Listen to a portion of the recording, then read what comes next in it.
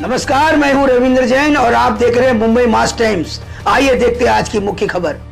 आपण सर्व महाराष्ट्राचा सर्वांगीण विकासाची कल्पना मांडली, म्हणून सर्वांना सामावून घ्या, फंड द्या, एवढी विनंती आहे साहेब. Suggestion for action. आणि आपण जे म्हणालात शिवस्मारकाच्या संदर्भात, आपल्याला माहिती आहे की त्याचं काम देखील आपण सुरू केलं होतं. त्यानंतर काही लोक माननीय उच्च न्यायालयामध्ये गेले. उच्च न्यायालयामध्ये आपण केस जिंकलो. उच्च न्यायालयाने त्याच्यावर स्थगिती दिली नाही. त्यानंतर 3 केसेस सर्वोच्च न्यायालयामध्ये झाल्या.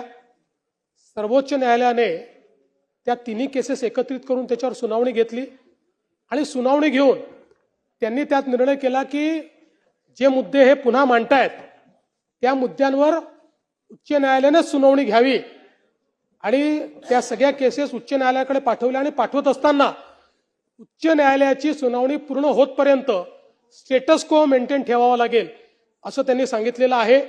त्या संदर्भात आपण 3 वेळा उच्च न्यायालयामध्ये केस मेन्शन केलेली आहे की आपण बेंच तयार करा आणि आमची सुनावणी करा. अद्याप ती सुनावणी सुरू झालेली नाही, पण राज्यांच्या एजींना आम्ही सांगितलेलं आहे की आपण सातत्याने उच्च न्यायालयामध्ये पाठपुरावा करून याची सुनावणी लावून घ्यावी.